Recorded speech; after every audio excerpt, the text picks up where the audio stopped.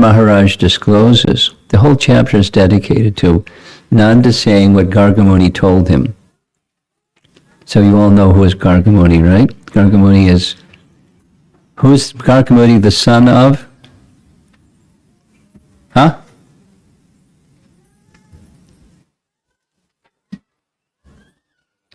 Huh?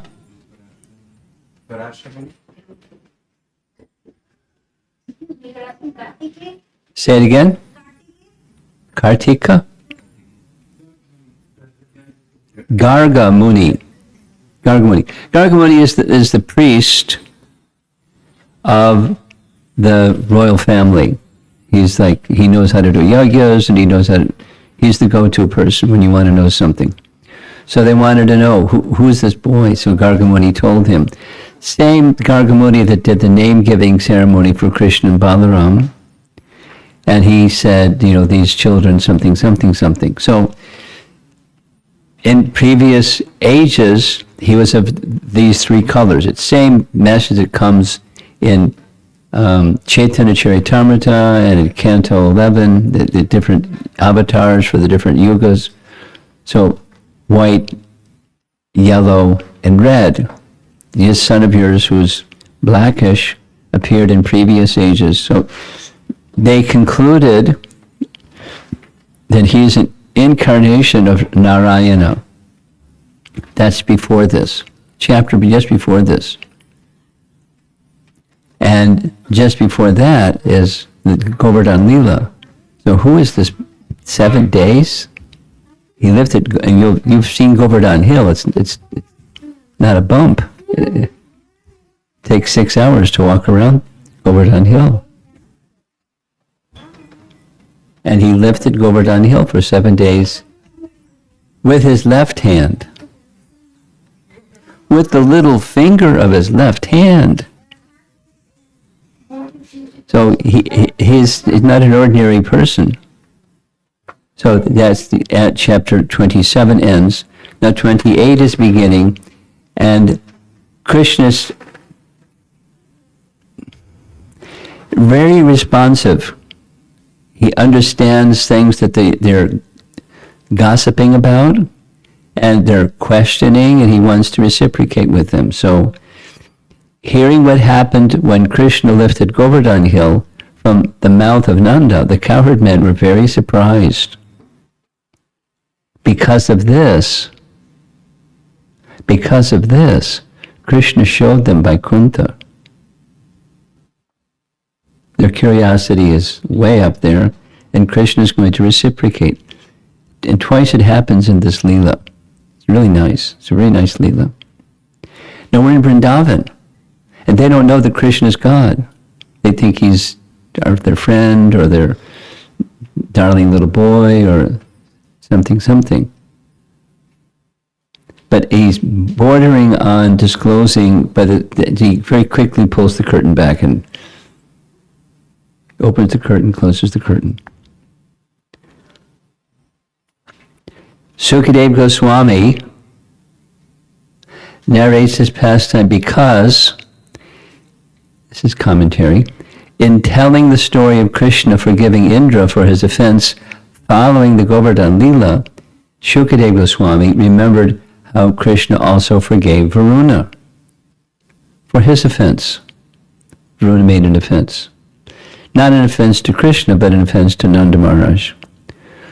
So another nice place where this Leela is described. So we'll see these two fellows at the bottom, a whole bunch. There's Snigdhakanta and Madhukanta. Snigdhakanta and Madhukanta are the two narrators of Gopal Champu. Because the format of Puranas or history narrations, generally there's questions, questioner and an answerer. So these two just kind of have a dialogue back and forth in Gopal Champu. It's how it's narrated. And Gopal Champu narrates both the pastimes of Krishna in Vrindavan, the pastimes of Krishna out of Vrindavan. Very natural combination. So they, Snigdhakanta and Madhukanta, are having a morning recitation, the morning Bhagavatam class, and they're reciting Krishna's pastimes in Vrindavan. Nanda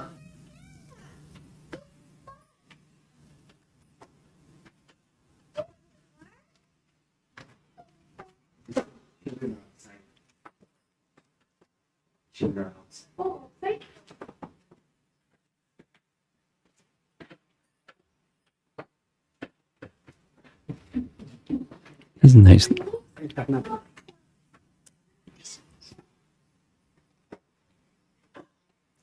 Nanda, knowing that only a small portion of the Dwadasi remained for breaking the fast, he entered the Yamuna to bathe before the Dwadasi ended, according to a specific rule.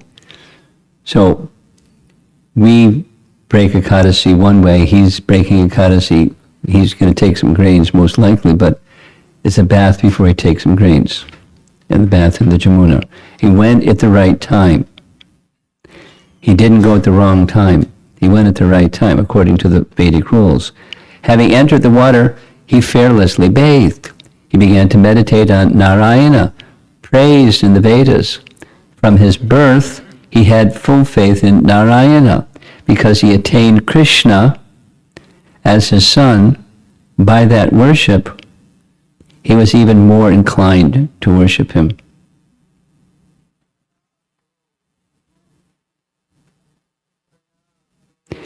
Because he had attained Krishna as his son, by that worship, he was even more inclined to worship him. Narayana is very kind. He gave me a son, such a cute boy and mischievous, but text 2. Because Nanda Maharaj entered the water in the dark of night, which was in violation of another rule, but it was at the right time, so it wasn't out of bounds. It wasn't a violation. But so there's sometimes when some rule overlaps with another rule, and how you're supposed to decide. Well, the agent of Varuna decided wrongly. He made a boo-boo. He offended Nanda Maharaj. And it wasn't a nice offense. He kidnapped Nanda Maharaj as he was taking his bath according to the Vedic rules. Disregarding that the time was inauspicious, a demoniac servant of Varuna, notice it's in red letters, demoniac servant of Varuna. What's a demoniac servant doing assisting a demigod? We'll have to ask Shukadeva Goswami about that one. Seized him and brought him to his master.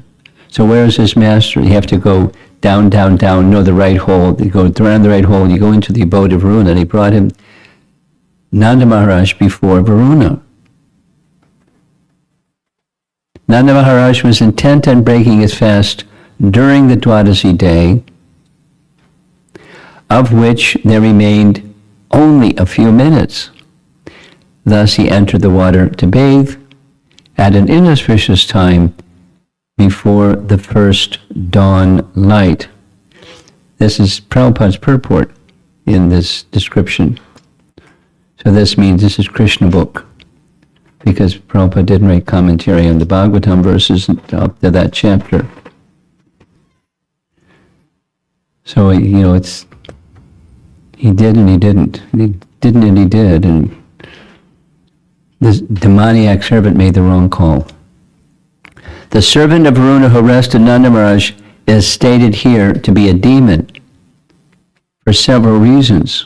1, the servant was foolishly ignorant of Nanda Maharaj's position as the pastime father of Sri Krishna, the supreme absolute truth. That's Vishwanath. 2, Nanda Maharaj's intention was to carry out the injunctions of Scripture regarding breaking his Ekadasi fast. So he was within the bounds. Therefore, again Vishwanath, Varuna's servant should not have arrested Nanda on the technical ground that he bathed in the Jamuna at an inauspicious time. So there's the auspicious, inauspicious, and you got to break Ekadasi. So the break Ekadasi one trumps the inauspicious one. So he was wrong, and he offended. So he's called the demon. Varuna had produced the splendid abode by his power to obstruct water. It was situated at the bottom of a pool in the Jamuna, within a cavern in the earth. Remember that initial image? That's where the abode of Varuna was. Wise persons could never imagine that the father of Krishna could be brought there. So this is Gopal Champu, Snigdhakanta, and Madhukanta telling the pastime, like a team. And they have a big audience. They like to hear from them. When the servants, it says plural, brought Nanda, dressed in clothing suitable for vows, in front of Varuna, Varuna recognized him by his tulsi and lotus garland and understood that he had been meditating on Narayana. So Varuna does, problema. Extremely frightened, he respectfully put him on an excellent bed furnished with celestial cloth. Text 3. That was Snigdhakanta Madhukanta. O king, now we're back to Shukadeva Goswami speaking to Maharaj Parikshit. Not seeing Nanda Maharaj, the cowherd men loudly cried out. They have a mantra. It's not Hare Krishna, it's Oh Krishna, Oh Rama. Nice mantra. Lord Krishna heard their cries and understood that his father had been captured by Varuna. That was quick. Therefore, the Almighty Lord, who makes his devotees fearless, went to the court of Varuna Dev. And there's a lot, and that's one little verse, text 3. So here's commentary. There's the elders and the brahmanas, and there's little Krishna. They loudly sang, "Oh Krishna, oh Rama," out of great pain, spontaneously. They just uttered the names of the Lord. The name of Krishna is first because he has a special affection for that name. Krishna liked it too. Or it refers to, this is Sanatana Goswami's commentary, the two brothers, Krishna and Balaram. So, you remember? I'm sure you remember. We discussed from Hari Bhakti Vilas recommendation when chanting mantra to also bear in mind and meditate on the meaning of the mantra, and one of the meanings given by, remember this? By Gopal Guru Goswami, that Rama indicates Krishna, who is the beloved of Radharani, Radharamana Rama. So Sanatana Goswami has a similar idea. There's little Krishna. Though they shouted from far away, Krishna heard the shouts as if close. Understanding that Nanda had been taken by Varuna, he went close to him, since he was all-pervasive. Vibhu, Krishna is all-pervasive. He gave fearlessness to all the people of Vraja, what to speak of his father. So that was Jiva Goswami. Now here's Snigdhakanta, Madhukanta. We're going to see them again and again. When Nanda, the protector of Krishna, disappeared from the view of the people, they dove in the water, but not finding him, they returned to shore. They returned to Vraja while waiting in grief and saw Krishna, Balaram, and others who lamented in front of them.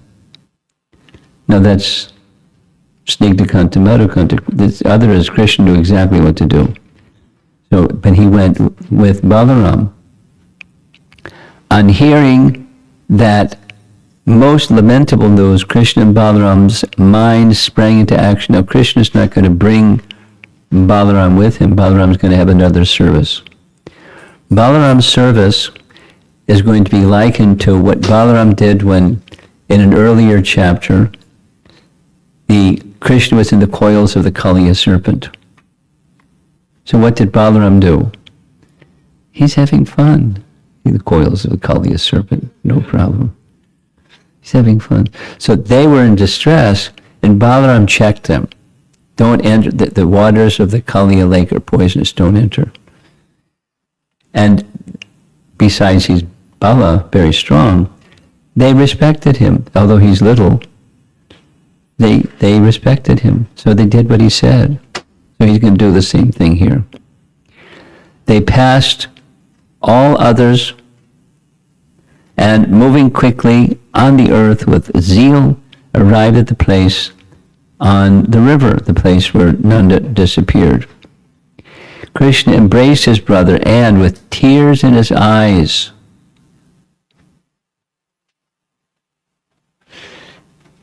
devotees have affection for Krishna, and Krishna has affection for his devotees, and it's not just a drama, and he's the part that he's supposed to say this and cry like that, and Krishna has genuine feelings. I mean, he's all-knowing, at the same time, circumstance arranged by his internal potency, because he has a plan. Part of his plan is we'll get there, but he wants to show the resident of Vrindavan by Kunta. But he also wants to rescue Nanda from the situation that by his internal potency it happened anyways. Anyway, oh brother, Krishna to Balaram, keep mother free of lamentation and protect the others. Protect them as long as I cannot make them happy by bringing father back. When mother comes here, she's not there yet, I will have not completed bringing father here. So he knows the script. She's going to come after he disappears. Krishna's going to disappear to get Nanda, but he's not going to bring Nanda back before. So stop, mom. Keep her peaceful. So there he goes, dives, climbs up a tree, dives into the river Jamuna. He went to bring Nanda. Though a lion expands his body on destroying his enemy, Krishna put the lion to shame. Gathering up his lower cloth, he disappeared in the Jamuna into a deep hole.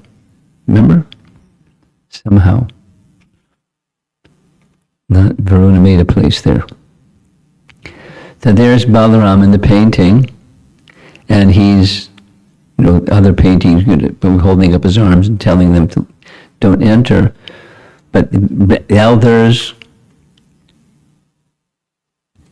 pacifying them, that was Krishna's instruction. The moment Yashoda and others arrived and saw Balaram alone, they looked for Krishna and asked, "Where has your younger brother gone?" Seeing that Yashoda was full of grief, Balaram, spoke, "O mother, do not be grieved. He will now bring back Nanda and make everyone happy." As in the case of the Kali incident, the elders, considering that Balaram's words would cause her recovery, made her relax. It's got some magic. Instill confidence. Because the principle, not only because, but according to Chaitanya Charitamrita, the guru function is an expansion of Balaram. There are some cases where the guru function is an expansion of Radharani or empowered by Radharani, but either. So his words were sufficient, just like the reassuring words of one who has confidence and trust in Guru. Just in the Guru's words, everything's going to be all right. Krishna's going to bring Nanda back. Text 4.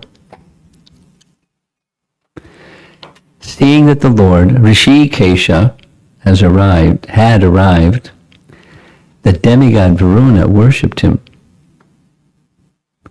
with elaborate offerings.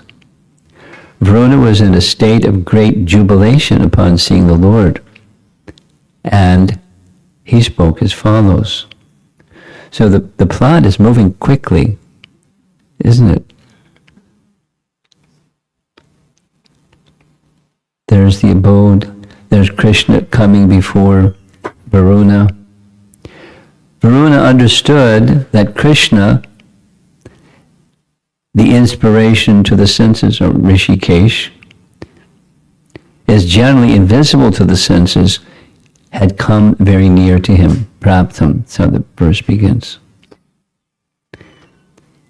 It is understood that then Varuna approached him. He worshipped Krishna to his ability. He's a demigod. He has opulence like anything. So he worshipped him to his ability.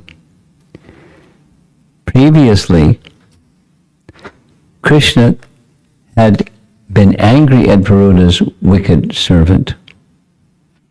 On meeting Varuna, however, Krishna saw that he was not too bewildered, although frightened, and that he had approached while offering respects. Krishna then appeared to be forgiving. Mood change. Having made certain that he had attained his own desires, which was obtaining his father. So, Krishna is omniscient. And apparently, when Krishna came before Varuna, Krishna was in the same special sitting place that Varuna had offered to him, having worshipped him, etc., etc. So Krishna knows he's going to be successful receiving Nanda and taking Nanda back to pacify everybody. So back to Snigdhakanta Madhukanta. Though Krishna's body was black, it appeared red out of anger, transcendental anger.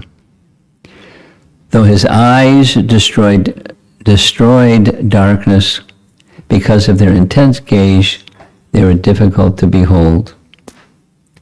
His quality of softness became ferocious because of anger. His voice was like the rumbling of thunder in a cloud at the time of final devastation. This astonished all people.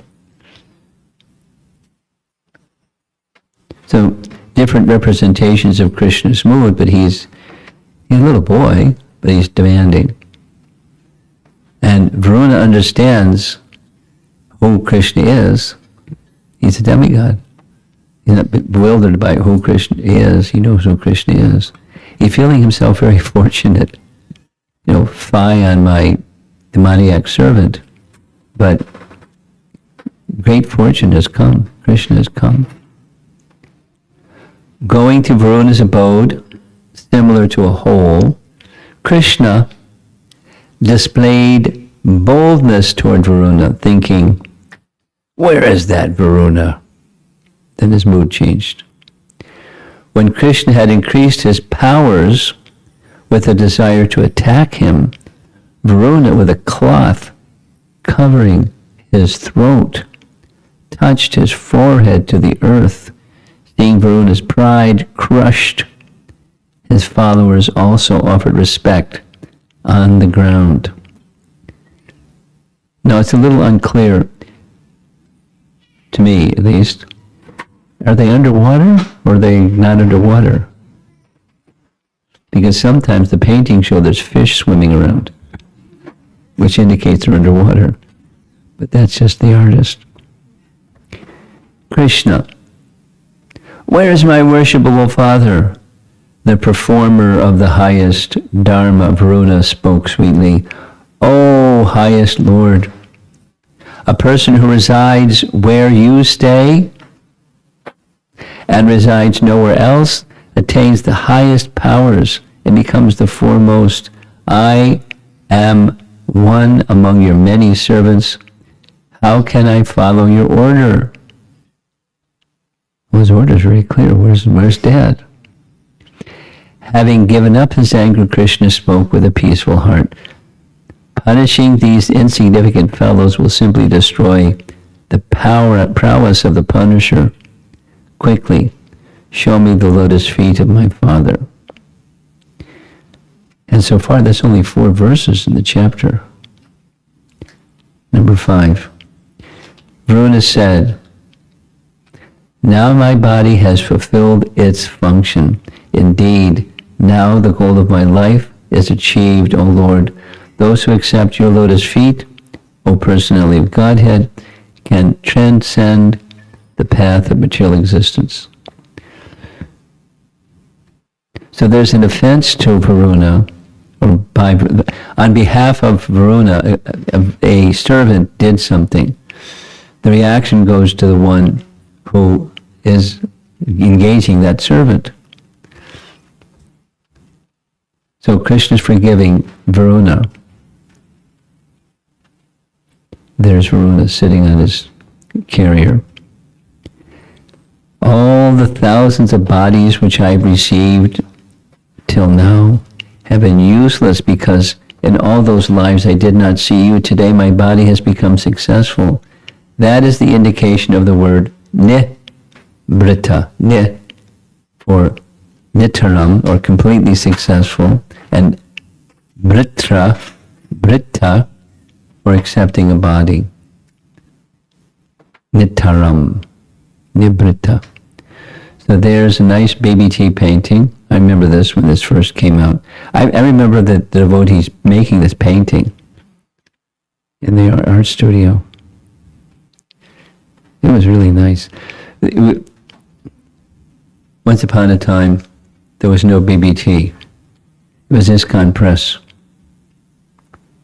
And when it was ISKCON Press, the artists and the transcribers and composers and all those people, we all lived in the same house together. And there was this rule. The rule is, don't go where the artists are. So I broke the rule because I really like art. And I remember this painting because they had this privilege. It was really sweet time. So Prabhupada would record Krishna book in a microcassette. The microcassette would be sent by some special mail. They'd receive the special mail and they'd sit around and listen to the microcassette. Prabhupada dictating Krishna book. And then conceptually there were 3 main artists, Bhardraj, Muralidhar, and Jadharani. And there were others that would assist, but they were the 3 principal, most gifted artists. And then they would consider, okay, for this chapter, what paintings. And then the system they had was that it was like an assembly line. Bharadraj, being the most creative amongst them, he made the sketches, like pencil sketches, that said, what the scene would look like. Jadharani filled in the sketches, and Muralidhar did all the fine work, the jewels and the eyes and all the details. He was amazing personality. All of the different amazing personalities. So I remember this painting. I went upstairs to where their art room was, sat in a corner, didn't interrupt what they were doing. But it just as they were making the paintings, they were narrating the story. Imagine you're this little kid, Hare Krishna kid, and you wouldn't know any of this stuff. And there's the painting, and there's the narration, and the picture is being portrayed in words, the picture is being portrayed in canvas. I think that gives you some idea where I get this inspiration for images. It went in. It's still there. So this was one of those paintings. There's there's the fish. And Nanda is on the throne, and Varuna is bowing before both Nanda and little Krishna. And Krishna is demanding, where's my father? He's right there. Today I have understood what is most valuable. Though I possess all jewels, I have not obtained such a jewel as you yet. Vishwanath. Those who worship your lotus feet cross the ocean of material life. I have without effort attained your darshan. How fortunate I am. Each of our commentators has their mood and speciality, and Vishwanath is a very rasika bhakta. He always finds something, or it reveals something that's very sweet, rasa-filled. Text 6. So put in red letters, Bhagavate, Brahmane, Paramatmane. Notice the sequence, Brahman, Paramatman, Bhagavan, but the sequence is different. Bhagavan is first, Brahman is second, and Paramatma is third. So we're going to hear why that sequence, please, in case you wanted to know. We'll hear. My obeisances unto you, the Supreme Personality, Godhead, the Absolute Truth, the Supreme Soul, within whom there is no trace of illusory energy which orchestrates the creation of this world. This is Varuna to Krishna. So there's the Bhagavan feature, there's the Brahman feature, the Paramatma feature. So why this sequence? Is the question. The commentary addresses. Bhagavan. He is the cause of creation, maintenance, and destruction, and is also not the cause. Come again. He is outside of the waking, dreaming, and deep sleep states, those states of consciousness of jivas. By him, the body, senses, and pranas are brought to life and move. Know this form of Narayana alone. So he's addressing the Bhagavan feature first. In order to make the meaning of Brahman clear, Bhagavan is explained first. Since this tattva, Brahman, since this tattva has been explained as one only, with differences of quality and no quantity, quality and no quality manifest, there are differences in the names of the manifestations of Brahman and Bhagavan because of the different realizations of the respective worshippers of these forms. They're all three are aspects, according from Bhagavatam. All three are aspects of the Absolute Truth. They're all of the same absolute nature. Vedanta tattvadas tattvam yajnanam advayam. They're non-dual. Brahmeti paramatmeti Bhagavan iti shabhyate. So a feature is realized according to the inclination of the individual. The Brahman feature may be revealed, or the Paramatma feature, or the Bhagavan feature. So the statement is being made, Bhagavan is being presented first, and Brahman second, is because many people have the idea that Brahman has no qualities, the undifferentiated Brahman, no qualities. But Brahman is the underlying substance of Bhagavan. So the particularities of Bhagavan have as their substrata Brahman. That's what's being said. Bhagavan is called not being the cause because he resides indifferent to the creation. This is Jiva Goswami in his philosophical prowess. He resides indifferent to the creation by the action of his Swarup Shakti. He is the cause of creation, maintenance, and destruction through his form as Paramatma, who stimulates Prakriti and Jiva into different conditions. So Bhagavan isn't doing directly, Paramatma is doing directly, and that the agency is through his spiritual potency, the Shrup Shaktis, and then voila, or bhavati, the creation starts to move. I mean, exactly what, his commentary is exactly what the Bhagavatam says. So it's not easy to understand. You have to hear it like so many times in so many different angles. And it may, fortunately, if you have devotion, it starts to fall into place. Oh yeah. So this is a 10th canto pastime that certainly comes after the second and third cantos, where the creation is described. And now it's piecing it together just in a verse of how he's the creator but not the creator. He's the cause but he's not the cause. He's the cause of all causes, but he's not the direct cause. That's the idea. At the end. Can we do that at the end? You won't forget, right? You have a good memory? Not really. Write it down. That's what you do.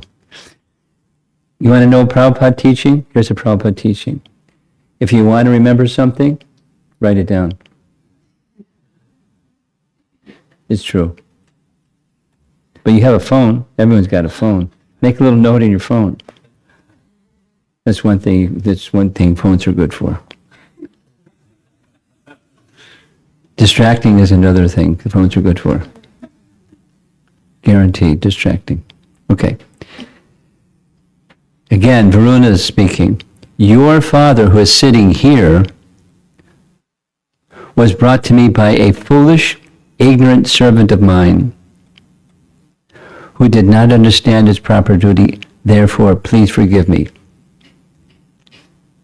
Please forgive me for the action of a foolish, ignorant servant of mine. So again,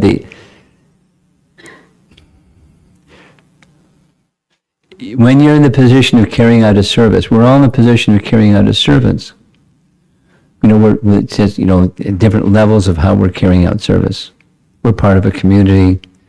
We're part of the Hare Krishna movement. So our behavior reflects on the founder Acharya.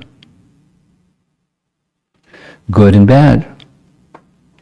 So blame may go to the founder Acharya if we do some foolish stuff. Or not just founder Acharya, your Bhakti Vriksha group. Or whatever standard.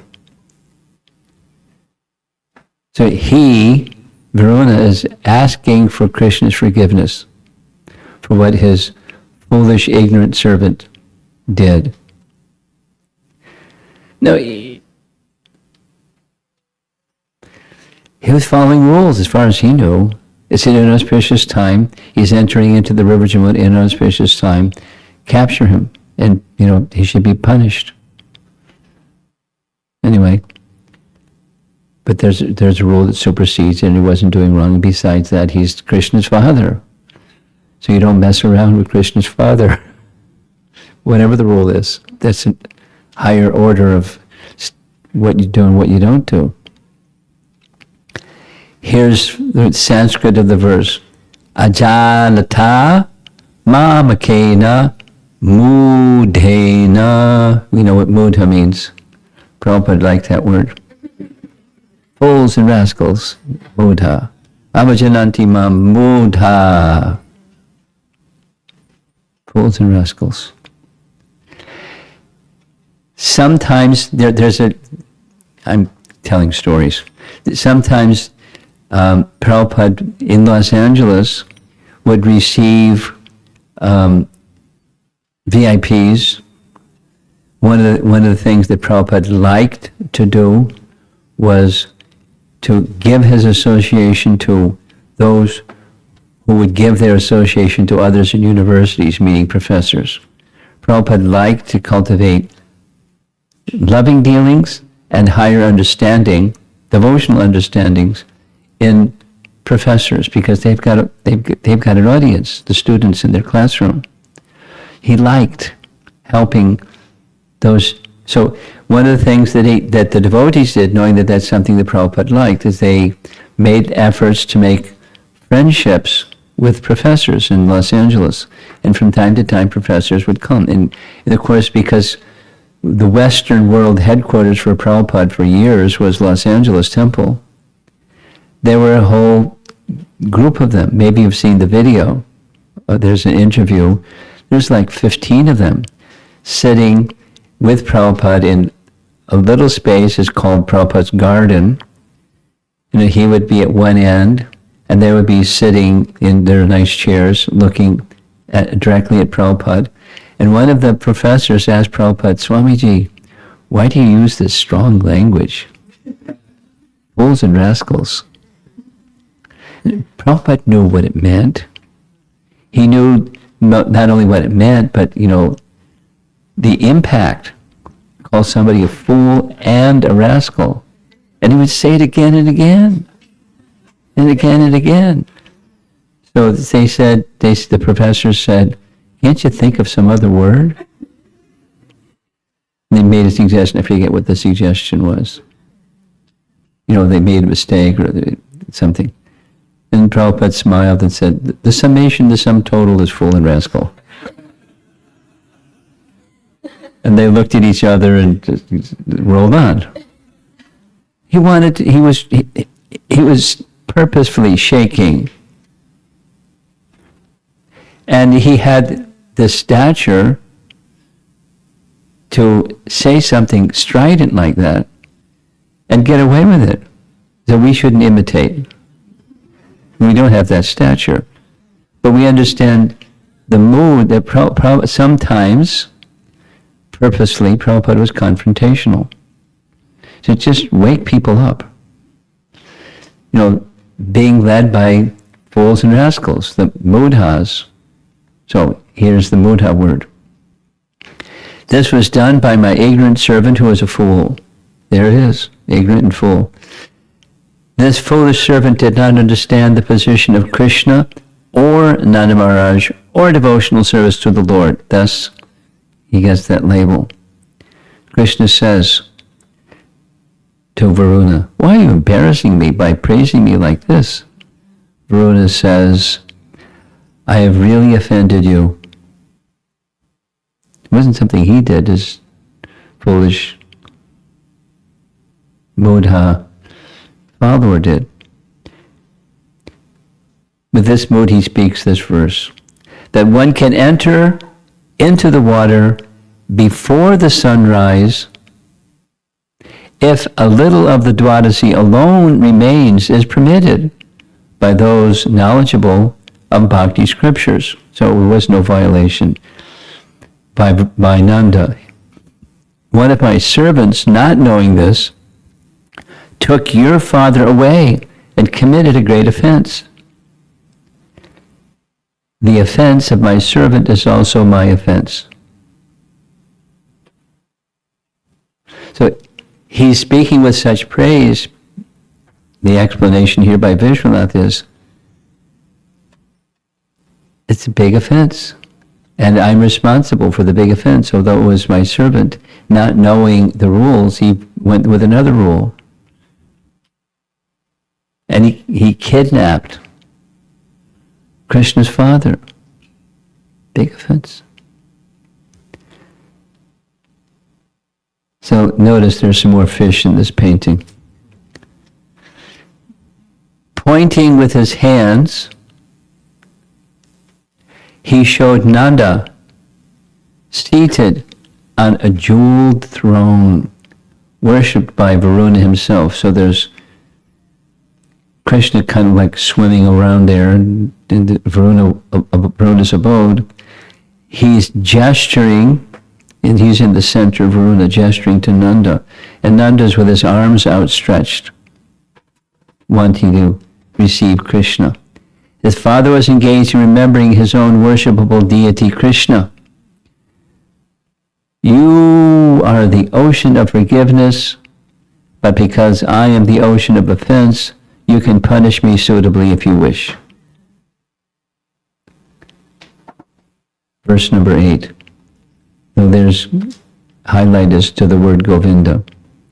O Krishna, O seer of everything, please give me your mercy, even to me, O Govinda. You are most affectionate to your father. Please take him home. So here's Sanatana Goswami, why it's significant that he's being addressed as Govinda, the giver of pleasure to the cows.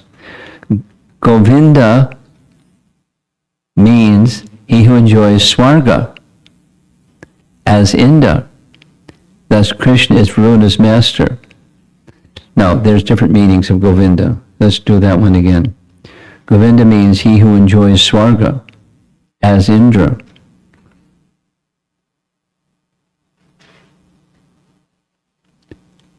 I'm kind of stuck, like, what's being said here? Though he was an offender, that's Indra on the left, who's the offender, Krishna would be merciful just as he had accepted Abhishek from Indra as Govinda. Or, Nanda is suitable as your father since you are Govinda. O Lord affectionate to your father, please take him. Or this is Sanatana Goswami giving different possible meanings why the word Govinda is being used. Please take him quickly home since time is for breaking the fast is almost over. The taking the bath comes before the breaking of the fast. But he hasn't taken grains yet, no indication yet. There's a deep meaning of the phrase affectionate to your father. Because Krishna had affection for his father, Krishna should come to Varuna's place for his father. Then, in his house, Varuna could see him and worship him freely, thinking in this way Varuna had brought Nanda here and put him in his house with devotion. My wish has been fulfilled, now you may take him. No, it's just, our acharyas are churning the topic in different ways. The purpose of churning topics in different ways is not to show off scholarship. It's to hold a different lens and look at Krishna and Krishna's pastimes and exchanges with others in a way that is refreshing, and there's no limit to how you can look at Krishna and Krishna's words and Krishna's pastimes. Not seeing Krishna with his eyes, but sensing him by his fragrance, Nanda regained consciousness to the astonishment of the assembled persons. Snigdhakanta, Madhukanta. The meditation on Narayana, which began with his bath in the Jamuna, was now broken. He couldn't see Krishna. Krishna touched his feet, raised him up, and embraced him. Oh, Father, I have come. In this way, Krishna brought him to his senses. Though they both were intensely emotional, to control their hearts and dissipate their tears, Krishna spoke. Oh, Father, you have been confined here. And everything is made nice. Just look at that. Nanda looked around. Where are we? He looked at the face of his son in astonishment. Krishna said, Oh, Father, do not do anything else. Just as I have come here, we will return to Braja. Get ready to put your lotus feet in that direction. Very sweet exchange. Oh, Krishna, you are compassionate. Please either punish me or show me mercy. That's Varuna, of course. But do not let my offense remain. Offense will not cease without punishment or mercy. Interesting point, huh? As the two of them were leaving, they stood there for a moment. Varuna offered various gifts at their feet and paid his respects. Now, what gifts does Varuna have? What gift does anyone have? It's something that came from Krishna. So there's this very nice description I read, and have to put it into the... When Kaliya is departing to go back to Ramanaka Island, the wives of Kaliya offer gifts to Krishna. Very interesting. This is Vishwanath Chakravarti Thakur. Krishna purposefully arranged for his Kaustubha gem to go into their treasury so they could give him his Kaustubha gem back. How does he know that? The pastimes of the personality of Godhead, they're performed when he performs his Leela, and they're performed in the hearts of those who are pure and capable. And Krishna may, performing those pastimes or reenacting those pastimes in the heart of the devotee, Spurti it's called. They had a glimpse of the pastime, and there may be details that are not in the verses of the Bhagavatam.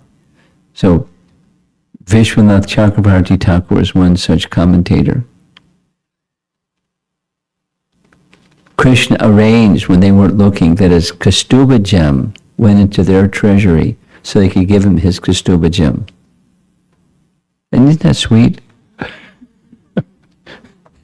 So, and anything else that's in their treasury, where did it come from? Same place.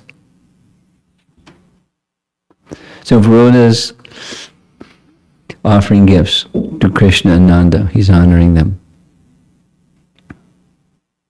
Shukadev Goswami said, thus, satisfied by Lord Varuna, Sri Krishna, the Supreme Personality of Godhead, Lord of Lords, took his father and returned home, where their relatives were overjoyed to see them. And one can only imagine. Satisfied by the methods described by treatment, words and actions, Krishna returned. Why was he satisfied with just that? For such a great offense. Krishna is very kind.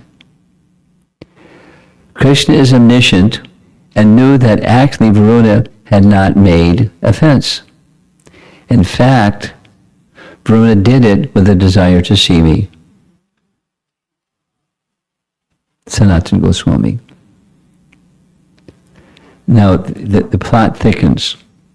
Nanda Maharaj had been astonished to see for the first time the great opulence of Varuna, the ruler of the ocean planet, and also to see how Varuna and his servants had offered such humble respects to Krishna. Nanda described all of this to his fellow cowherd men, which is now going to do something to their hearts. They're going to want to know, again, as happened in the previous chapter, who is this boy anyways? So it inspires Krishna to show them Vaikuntha. So he's going to do that. You ready? Nanda saw the great opulence, Mahodayam, of Varuna, which was astonishing to the senses, and the respect given to Krishna is omniscient by Varuna and other devas protecting the planet. Nanda profusely praised the great prosperity of Varuna, which was beyond human comprehension. He then described the great reverence that the inhabitants displayed for Krishna. Back to Gopal Champu. After Nanda's description, they were astonished in their hearts, and they thought as follows: even if it is true that he is the Lord, because of his indestructible power of knowledge, natural affection, and the giver of complete bliss. Because of this, our minds are always eager to see his excellent qualities, which destroy all longing. Will he show us this excellence without restriction? So they didn't say this to Krishna, but Krishna knows. Hearing about Krishna's pastimes with Varuna, the cowherd men considered that Krishna must be the Supreme Lord, and their minds, O king, were filled with eagerness. They thought, will the Supreme Lord bestow upon us his transcendental abode? Prabhupada writes in Krishna book. The cowherd men were filled with excitement upon hearing how Krishna had gone to the abode of Varuna to rescue his father, suddenly realizing that they were in fact dealing with the Supreme Personality of Godhead. They joyfully conjectured amongst themselves about their auspicious destination after finishing their present life. So Krishna's seeing, understanding their mood. Krishna automatically understood that what the cowherd men were conjecturing, wanted to show his compassion to them by fulfilling their desire. The Lord thought as follows. Whoops. There we go. Understanding the desires of his relatives, Svanam, Krishna, who had knowledge of all realizations, the happiness of Brahman, of Vaikuntha, Vraja, Bhumi, began to think in order to fulfill their desires.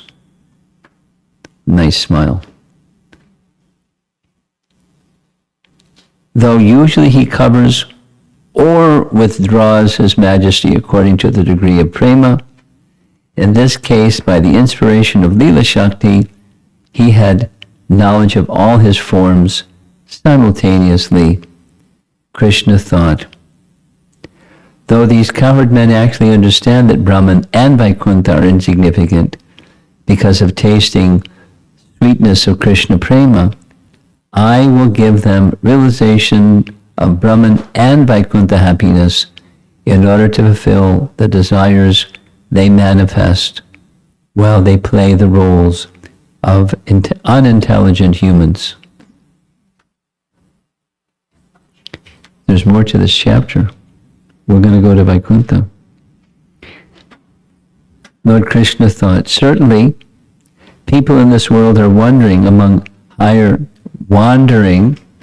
and lower destinations, which they achieve through activities performed according to their desires and without full knowledge. Thus, people do not know their real destination. So now comes some philosophy. Two types of illusion. Easy. Mahamaya, Yogamaya, right? Yogamaya, spiritual state of existence. Mahamaya, material state of existence. Prabhupada's purport. Krishna book.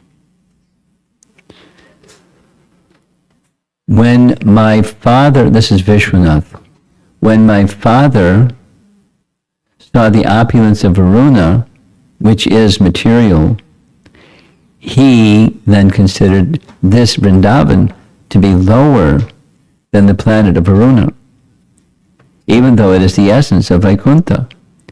Just like a foolish person, on seeing an inferior pearl, will be astonished at its form and luster and think the valuable pearl to be inferior.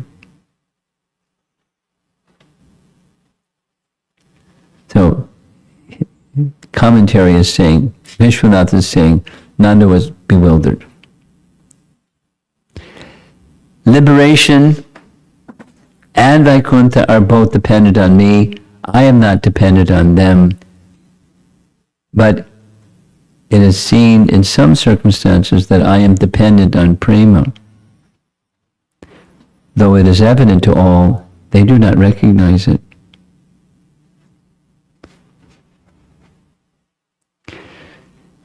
The controller, Ishvara, Parama, Krishna, the controller of all Sarva karana karanam, the cause of all causes, becomes controlled by the love of his devotees in Vrindavan. Because the love of the devotees in Vrindavan is so special. I mean, there's many pastimes. One of the foremost ones is the Damodar Leela, where Mother Jasoda binds Krishna. She's chasing after Krishna with a little stick, a lati, and Krishna cries, rubbing his eyes again and again with his two lotus hands. In Kunti's prayers, she marvels at the scene. She has maternal affection. Kunti has maternal affection towards Krishna. But for her, the love of Mother Jasoda is beyond her imagination. And how? When Krishna sees that little stick in her hand, he cries. So she reasons, it's not like he's just play acting, okay, the script says that I'm supposed to cry, so boo-hoo, I'm going to cry. But he was afraid. He who is feared by fear personified is afraid of that little stick in Mother Jasoda's hands. Where did the little stick in Mother Jasoda's hands come from? From Krishna. It's the love. He is controlled by love. That's the message. And because he is dependent, he's independent. He is dependent on their prema. He places himself dependent upon their prema. He submits to be controlled by prema. And then there's different exchanges of prema. So that's the most elevated stage of bhakti, and the prema in Braja is the most elevated amongst varieties of prema. So now here's Vishwanath again. Brahman is the effulgence of my body. This Brahman is without limit, beyond Maya. I say in Gita, I am the basis of Brahman. Matsya says, my greatness is called Para-Brahman. This Brahman is my all-pervading formless light beyond material perception, but I am also eternally present in various sweet forms which are relished by senses anointed with prema. It's a very succinct and elegant way of describing the distinction. The foundation of Krishna's existence as Bhagavan is Brahman, but the Brahman is but his effulgence. And within that effulgence, or emanating from sweet forms. So the Bhagavan feature is superlative. Now we're going to go to Vaikuntha. As for Vaikuntha, the Padma Purana says, again this is Vishwanath, the area of Mathura is superior to Vaikuntha, Padma Purana says. Within Mathura is Vrindavan, the eternal abode of Krishna, which is not affected by even the final destruction of the material world. So it's of the nature of Brahman, although it's with form and variegatedness. And still his commentary, this is the last. Though Vrindavan is superior to both Brahman and Vaikuntha, the cowherd men desired to attain the experience of mukti and Vaikuntha only because they had not seen them with their eyes. Therefore, I will reveal these to them now, directly. So Krishna is making a plan. And no, that's all it takes. And then the plan unfolds. Thus, deeply considering the situation, the all-merciful Supreme Personality of Godhead, Hari, revealed to the cowherd men his abode, which is beyond material darkness. So there they are. Krishna is pointing his abode. Look at that. I will show the superiority of Vrindavan by giving them realization of Brahman and Vaikuntha. He showed them Brahman and Vaikuntha. Separating the cowherd men from Vrindavan for a few moments, he showed them Brahman and Vaikuntha. He did this because he was most merciful. That is, he wanted to show them that the sweetness of Vrindavan was superior to Brahman and Vaikuntha. Very sweet. So, back to Snigdhakanta, Madhukanta. Nanda and the cowherd men thought that if they bathed in the full moon of Kartik month in Brahma Radha, that's the same place where Akrura took his bath, which gave blessings to Akrura, they would quickly receive full results for their desires. So you see in the painting, this is another one of these old Krishna book paintings, there's Akrura taking his bath in the river Jamuna, and the far left side, that's Krishna and Balaram on the chariot waiting for Akrura to take his bath. And the Akrura gets the same vision of there's the Supreme Lord, Personality of Godhead, surrounded by Lord Shiva and Lord Brahma and Narada Muni and so many sages. So that's the darshan that Akrura had.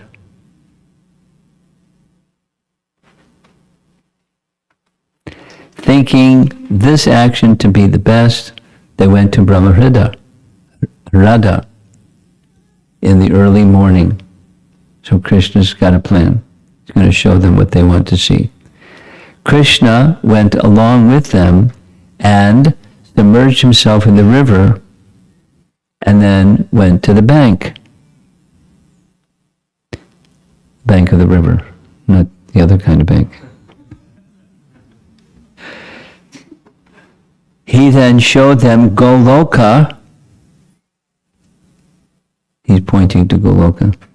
Full of eternity, knowledge, and bliss, endowed with form, taste, fragrance, touch, and sounds by its spiritual nature, and which is not revealed even to Atmaramas, since it is covered by the Lord's energy, so that no one can see it. So he pulled back the curtain. That place is called Brahmaloka, a planet with the human form of the Supreme Brahman visible by withdrawing the curtain as if revealing a wonderful picture. So he pulled back the curtain and they could see the spiritual world.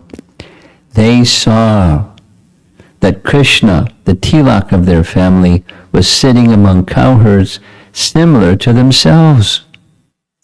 Seeing Krishna with his people in Brahmaloka, the inhabitants of Braja gave up lamentation and felt increasing happiness because of the bliss mixed with astonishment. So there's emotions connected with what they saw. They were curious. Who is this boy? Maybe he'll one day show us his abode. And he fulfilled their desire. Lord Krishna revealed the indestructible spiritual effulgence, that's Brahman, which is unlimited, conscious, and eternal. Sages see that spiritual existence in trance when their consciousness is free from the modes of material nature. So now there's this play throughout this chapter of these three features, Brahman, Paramatma, Bhagavan. Krishna Loka and innumerable other Vaikuntha planets float in an infinite ocean of spiritual light called Brahmajyoti. Prabhupada's purport, Krishna book. For example, if we want to show the moon to a child, we say, look, up in the sky, see the moon over there in the sky? Similarly, Lord Krishna revealed the vast spiritual sky to the resident of Vrindavan, but the actual destination of the Lord's associates was his own spiritual planet. More. The cowherd men were brought by Lord Krishna to Brahma Radha, made to submerge in the water, and then lifted up.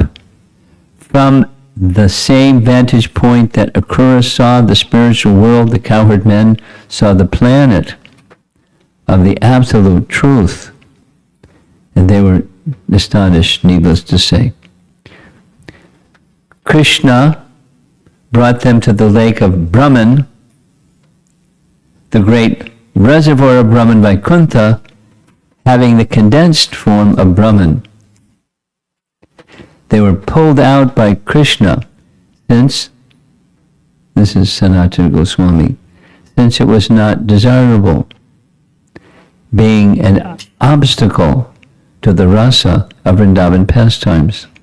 So that was quick, because he wanted that they could experience Vrindavan again, but their curiosity was being addressed, and so he showed them what they wanted to see. Similar to what Akrura saw, but there's a difference. Here's the difference. They were pulled out of this vision. They saw Vaikuntha, full of eternity, knowledge, and bliss, the source of Brahman, but because they played with Krishna and saw Krishna directly, they did not find this too significant. Meaning, Akrura is not a Brijbasi. So what Akrura saw impacted Akrura differently. And what the Brijbasis saw, they saw the same thing that Akrura saw, but it wasn't a big deal. They were curious, but it wasn't the same. Even Akrura, who caused suffering by separating them, the residents of Vrindavan, from Krishna, had seen it by jnana, but the cowherd men saw it directly with their eyes. Thus they were greater, and it impacted them differently. Nanda Maharaj and the other cowherd men felt the greatest happiness when they saw the transcendental abode. They were especially amazed to see Krishna himself there, surrounded by the personified Vedas, who were offering him prayers. Pretty amazing. Personified Vedas offering prayers to Krishna in this vision. And he's their little friend, or son, or whatever. Nanda and the cowherds saw more than Akrura and experienced greater bliss than Akrura. Seeing the place of Krishna, which was related to them, they naturally experienced the highest bliss. They were astonished because Krishna maintained his mood as a son even there. By mentioning Krishna directly, the verse indicates that this place is different from other Vaikunthas and establishes this place as the highest abode. It's clear? Goloka. It's in the category of Vaikuntha, but it's unique and very special, and Krishna is there. This pleasant Vrindavan is my only abode. There, all cows, animals, birds, insects, and humans are without death. Those who live under my mercy come to my abode undying. If you remember that nice elaborate commentary on Shriya Kanta Parama Purusha Kalpataru, verse, very beautiful description. This is a much shorter, but very beautiful description of experiencing. They're experiencing, and the commentary is relating what they're seeing or experiencing, Krishna's eternal abode. Now, so his Boma Lila, they're directly experiencing, but they wanted to see the spiritual world, so he showed them. And there he was. And they're seeing, it's not so astonishing, it's the same as here. This place measuring 5 yojanas, is not different from my body. The daughters of the cowherd men live in my abode, completely giving up all connections. They serve me continually. The Yamuna, flowing with the sweetest nectar, is the Sushumna of that body.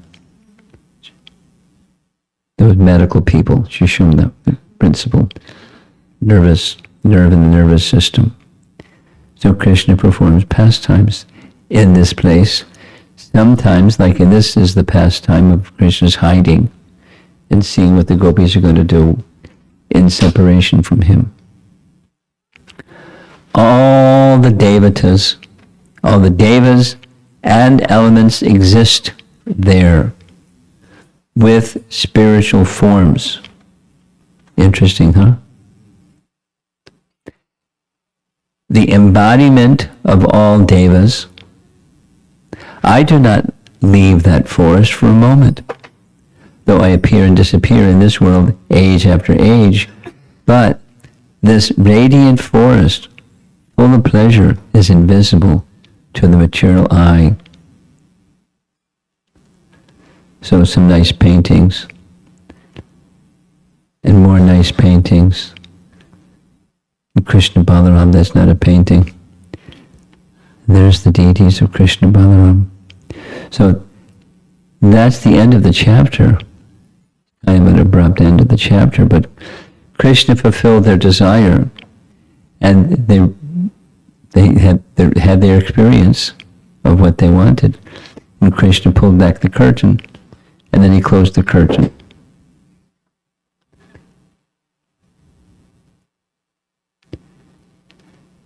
Close the curtain means they just forgot.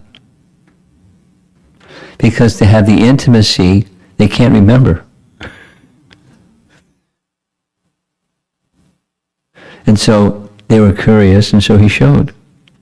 And then he closed the curtain, which means then they forgot. They didn't start seeing things with material consciousness, but they forgot the absolute position of Krishna because of the intimacy. The Madhurya eclipsed the Aishwarya.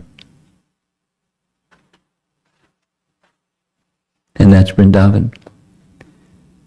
So there are different ways that we can understand that juxtaposition of Aishwarya Madhurya, but something very special about Vrindavan and the associates that reside there. Now our process given to us by Rupa Goswami is one can enter into that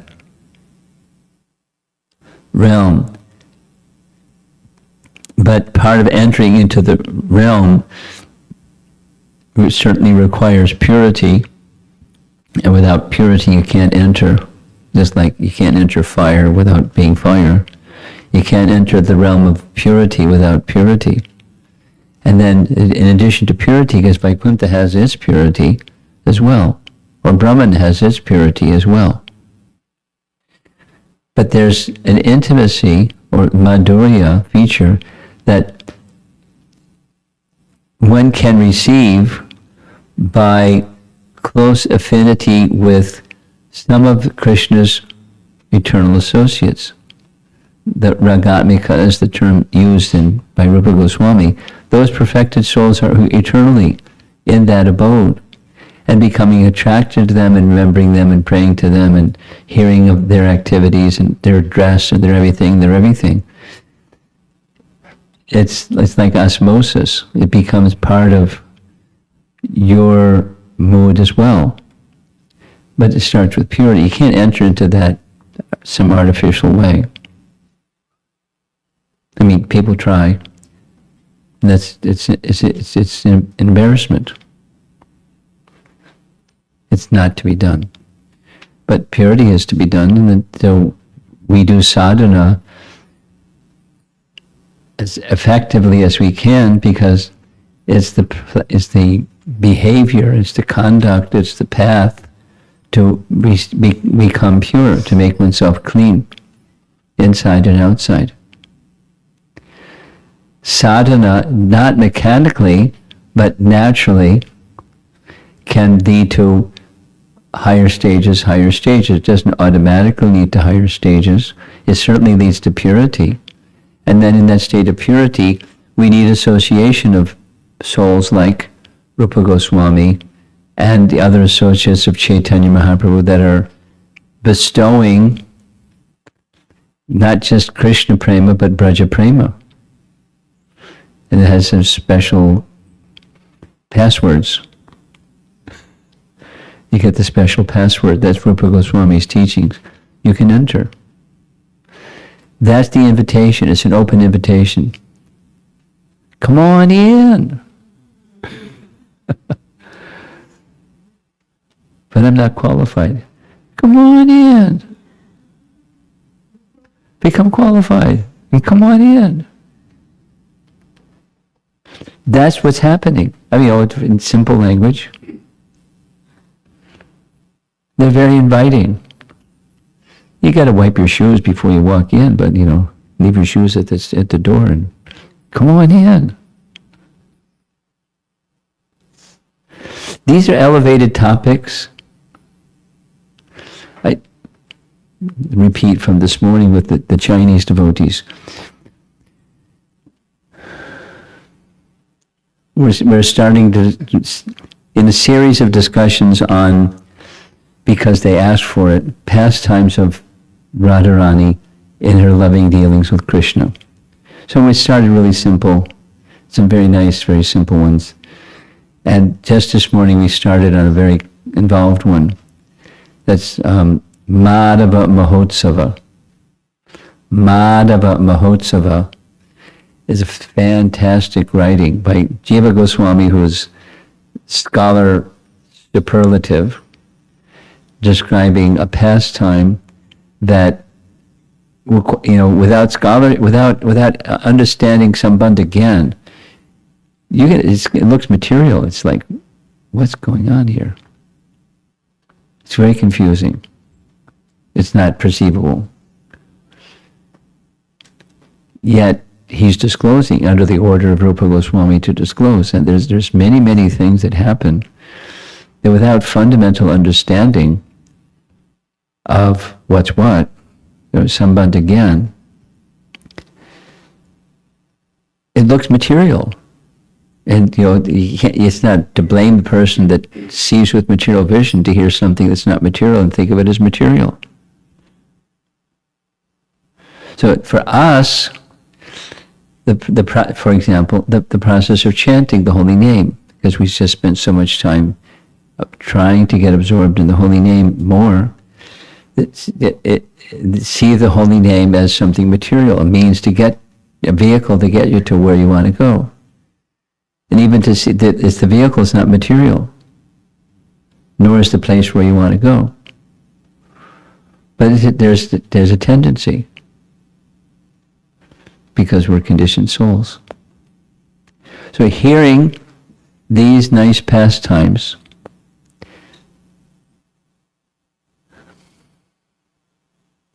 the last chapter in Canto 10 is chapter 90. Krishna's winding up his pastimes. It doesn't get completed until the earlier parts of Canto 11, but Krishna's winding up his pastimes. There's this, he's visited by Lord Brahma. We'll just go there. There's a pastime in chapter 90 where Vasudeva, living in Dwarka, wants to have a big yajna, a big festival at his home for the benefit of creating auspiciousness for all the residents of Dwarka. But there's auspiciousness already there, but it's theistic. He's a worshiper of the Supreme Lord. So he wants to have a big festival. And the demigods come to receive in person the offerings that are being arranged by the devas. Arranged by the brahmanas, headed by Gargamuni, and so many others. Narada, this one, that one, the other one, they're all this big assembly of personalities. So Brahma arranges an opportunity to speak to Krishna privately and basically says, thank you very much. You fulfilled your promise. We request that you appear in this world to destroy the demons. Mission accomplished. If you so desire, you may wish to return to your abode. And he departed. Brahma departed. So Krishna is considering mission accomplished. However, there's something else.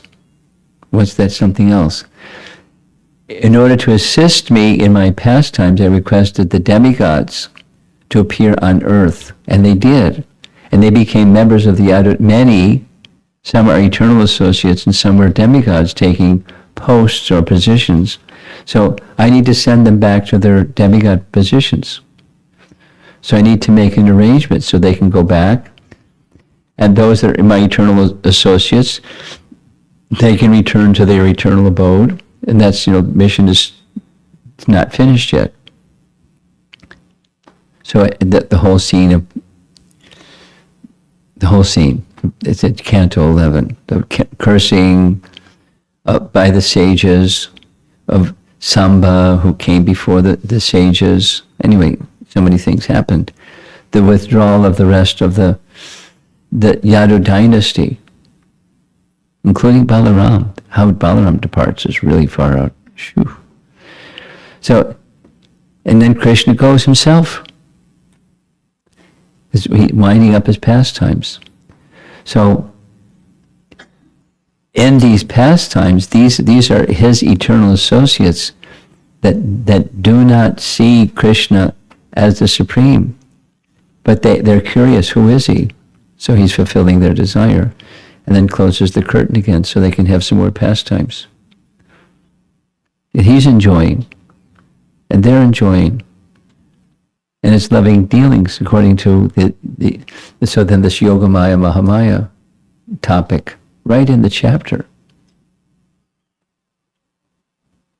So in chapter 90 of Canto 10, Srimad Bhagavatam, and in Prabhupada's writings as well as in commentary, Prabhupada writes, hearing just what we're doing, hearing these pastimes of Krishna have an effect. The modes of nature subside, and attachment to transcendence, attachment to Krishna becomes the natural byproduct. So the clearing away of unwanted, the awakening of wanted. Just hearing. There's a potency. Just like there's a potency in the chanting of the holy name. One might think of the holy name as something material. You do something to get something. That's material. But it's not like that. But one may think like that.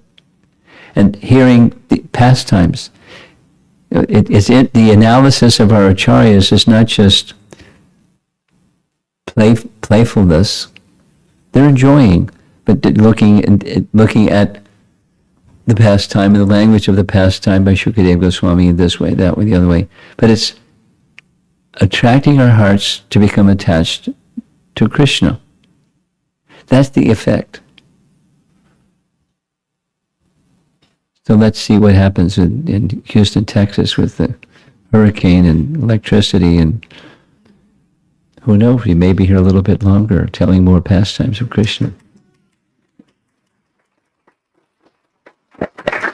And the effect is reduction of material affinity and amplification of spiritual affinity, attachment. It's exactly what Prabhupada writes, and it's exactly what happens. Slowly. And in the assembly here, we're all in different positions in our spiritual trajectory. It's just fine. Hear the message of Krishna from proper sources. It's just fine. And slowly, the covering's reduced. The natural affinity, attachment, awakenings And you want to hear more, you want to hear more, you want to hear more. You understand more, the inquisitiveness instead of whatever that people are inquisitive about. It moves in the direction of inquisitive about Krishna. The attachment goes to Krishna. That's our objective. A lifelong objective.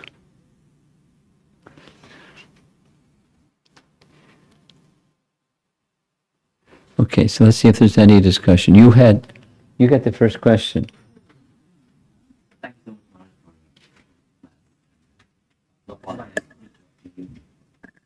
My question was connected to yours. Thank you. My question was connected to one of those earlier slides, and I had a doubt on the. I can go back, but tell me what the doubt. My doubt is when the impersonalists, it's the Brahman, Paramatma, Bhagavan slide. Okay. When the impersonalists, generally speak about Brahman, everything is Brahman. Are they referring to Brahma Jyoti, or is it how we define Brahman, or is this nomenclature thing? Sometimes it's used interchangeably. I don't understand the difference. Well, there are different kind of Brahmavadis. Okay. Brahmavadis aren't all one.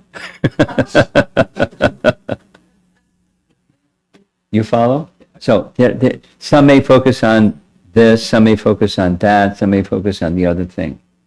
So their definition of, for Brahmavadis, the definition of Brahman may differ. What they agree on is what it's not. But what it is, they may differ. So, for example, your specific question is, do they see it as the Brahma Jyoti? Well, the inference is that Jyoti comes from, light comes from something. That's logic. But they're fascinated by Brahma Jyoti, and so they don't need to know, they don't need to go the next step. Where does that Jyoti come from? Where does that light come from? What's the source of emanation of that Brahma Jyoti? So, now, not all Brahmavadis are one. You get the pun. Yeah, I get it. So then how would we... Our language is in the context of the three. Their language is not in the context of the three. So they don't use our language. Even though they use the same Sanskrit. Yeah, but they read it differently than we read it. Our understanding in context is different than theirs.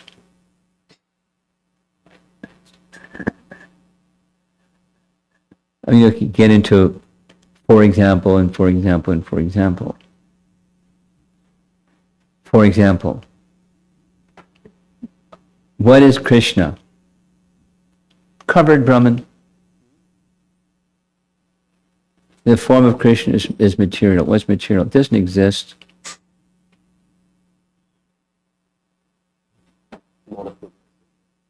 Not even mode of goodness. It's just, it's just, so they have different ideas about everything. So their nomenclature isn't the same as ours. That was one of the sound bites of your question. Yes. They use the terms in a very different way. Same term, some Upanishadic references, etc., but they read it differently, according to the school that they're from.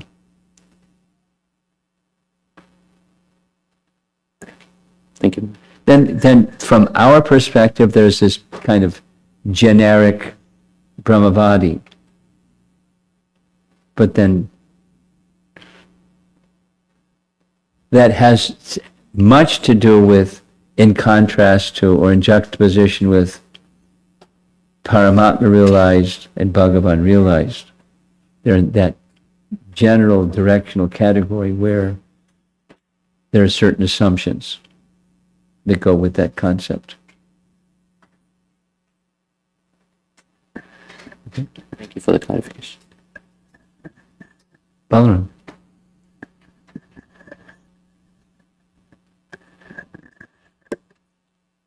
No words to say, Maharaj. The story might be one paragraph, actually.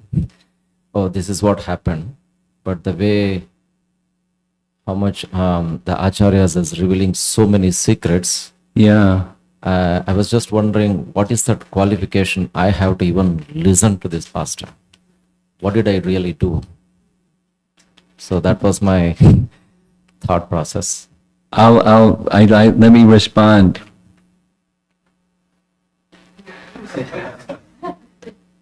Yadrishchaya. You know the meaning. So those of you that don't know the meaning, this is Vishwanath Chakravarti Thakur giving the answer. It's that Yadrishchaya is commonly translated as somehow or other, or inexplicable, or without a material cause. What's the cause? Because it's just fresh, so I'll just make the same reference as I asked Premanand if I could make reference to that the squirrel story. That made a deep impression, because what's the cause of that squirrel sitting there, hearing the holy name when he's about to leave, and then the next day he leaves hearing the holy name? So what's the qualification of that little squirrel? Yadrishchaya. Who can say? He is a pious squirrel. Maybe he got some prasadam or something. I don't know. But then that's not a material cause. That's just why did that squirrel get prasadam and not all the other squirrels? Yadrishchaya. It's causeless mercy. So what's your qualification? Causeless mercy. What's the cause of the cause? Vishwanath spends like pages going through, maybe it's this, maybe it's that, maybe it's the other thing, maybe it's the other thing. And the answer he finally accepts, because he's building like a lawyer building a case. Krishna gives power of attorney to the Madhyama. And the power of attorney says, you can give bhakti to others at your discretion. And you don't have to have like a cause, just at your discretion. So devotees, supposing we're not part of the Hare Krishna movement, we want liberation. We're not going to go give bhakti to other people. Or suppose we don't have bhakti, we can't give bhakti to other people. But if we have received it, so that's how it begins. And then you carry on further by the same process, by hearing bhajana kriya, sadhu sangha bhajana kriya. You grow it and do it nicely, then it becomes sanartha nivritti, so forth. How does it start? That's the eligibility for receiving the opportunity to sit here and hear these amazing sound vibrations that purify and awaken. What's their eligibility? You just happen to be at the right place at the right time, bumped into someone carrying bhakti, and they spilled some bhakti on you, and you said, thank you. That's all. One more. Yeah, sure. Why is Krishna putting his to anxiety, especially in Vrindavan? Why not? He comes to the rescue. I mean, it's part of, why is there an antagonist and a protagonist? The challenge brings one to an intensification of depending upon Krishna. We're always dependent upon. And so it's just variegatedness in love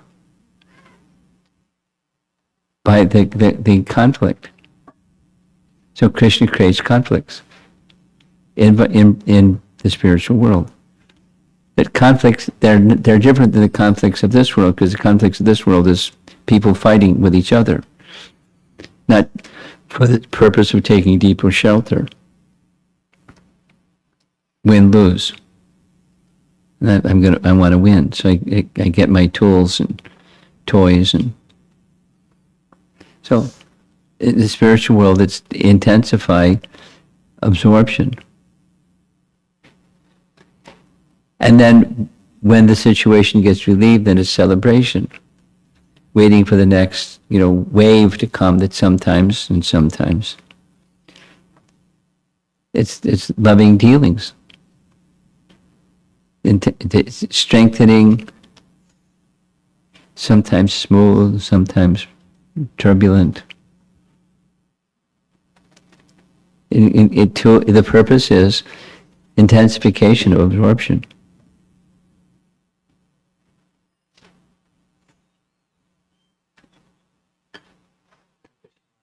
Yeah, you got a microphone.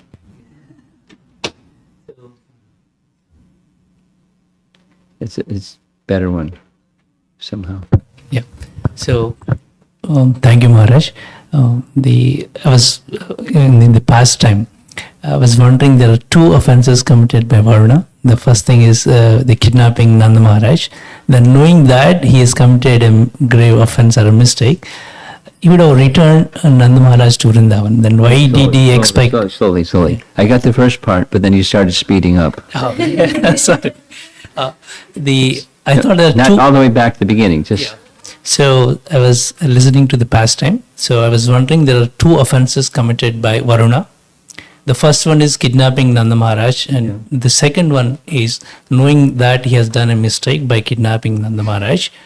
Then he would have returned Nanda Maharaj to Vrindavan. Instead of that, he's waiting for Krishna to come to his loka, right? Is that not an offense? Then what's your comment on that? What's your answer? Yeah. I was confused actually. I mean, I was going through the commentaries by Vishwanath Chakravarti, all the commentaries, but I'm doubting why Varuna is expecting Krishna. He would have returned, right? And he would have got same blessings from Krishna. Well,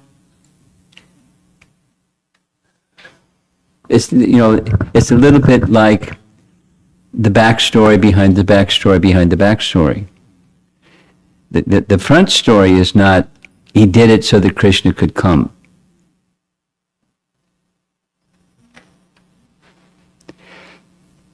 Rather, he's considered, part of the commentary says, he's considering how many lifetimes, I have so much opulence, but it's all fruitless because I haven't seen you, but now you've come.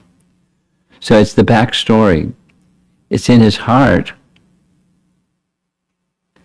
But it's not like that was, he said, hey, you foolish, ignorant servant, go kidnap Nanda Maharaj, so then Krishna will come. It's an unfolding of this deeper desire of his devotee. Varuna is a devotee, it's an elevated devotee. As soon as he sees Nanda Maharaj, what does he do? So it's not like, yay, first half done, now Krishna's going to come. He's already feeling. But Krishna knows, so that the backstory is Krishna knows. So Krishna's making some arrangement. It's not exactly the offense. That was that slide. You remember the nice picture of Krishna sitting there looking very serene, and Krishna's contemplating. Actually, it wasn't an offense. He just wanted to see me. But that's the backstory behind the story. Behind the story. He wanted to see Krishna, but he didn't arrange kidnapping of Nanda so Krishna will come and I can see Krishna. It's Krishna's stirring events, like this earlier question, why conflicts? Krishna's fulfilling a desire of Varuna. That's not the offense part. Krishna confirmed, that's not the offense part.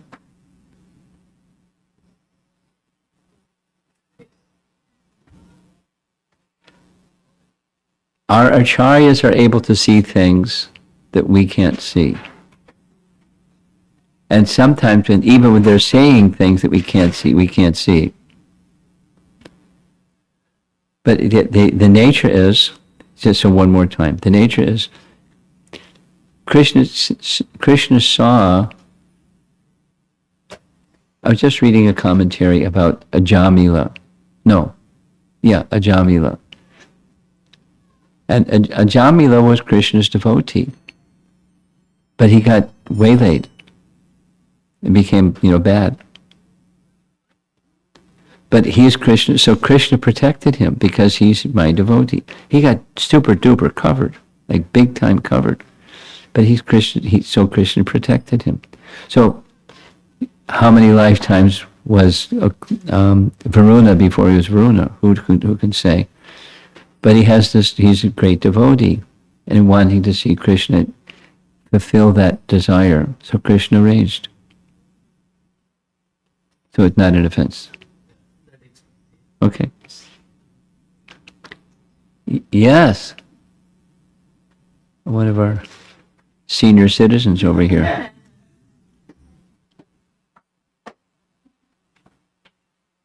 Hare Krishna Guru Maharaj. My question is that why the gopis in Vrindavan in separation of Krishna cry but not the gopas?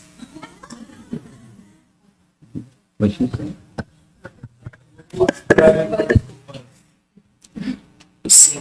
Why did the gopis in separation of Krishna they show that lamentation through crying, but not the gopas, the boys? I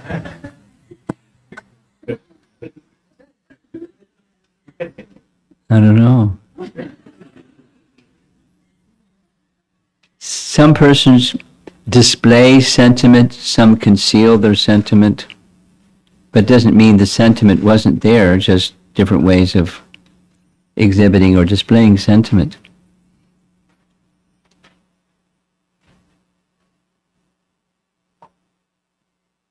Sometimes people that don't cry, they also cry because they can't curb their sentiment. It just comes.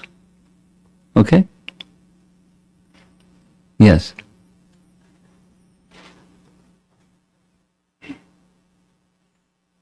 Are you brother and sister? Okay.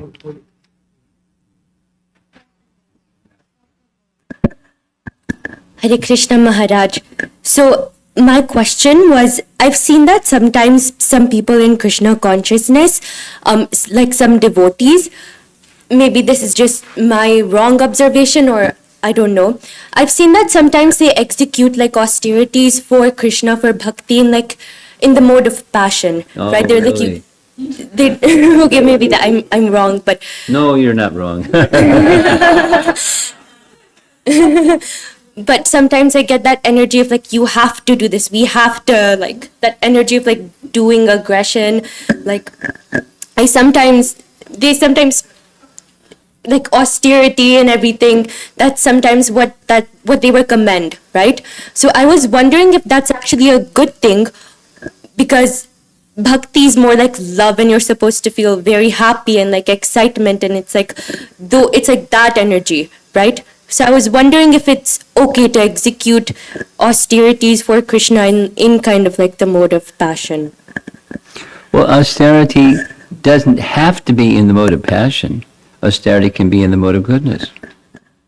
Austerity can certainly be in the mode of passion and pushing oneself or pushing others or shaking your finger at someone and say, you're not good enough because you're not austere enough because you have too many bracelets on your wrist. You're not austere enough, or something like that.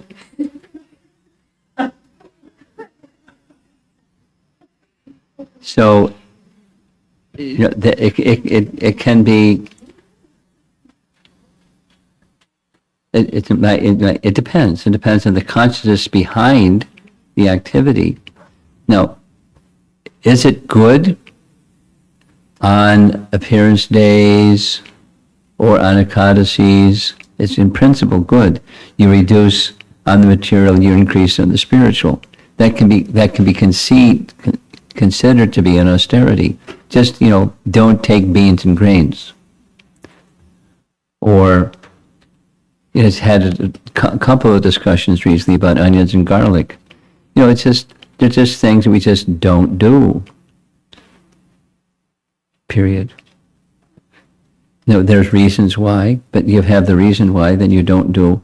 And then the reasons to do, like austerity specifically you're asking, is there a reason to do? And it can be a mode of passion, motivation, or it can be a mode of goodness, motivation, or it can be a transcendental motivation.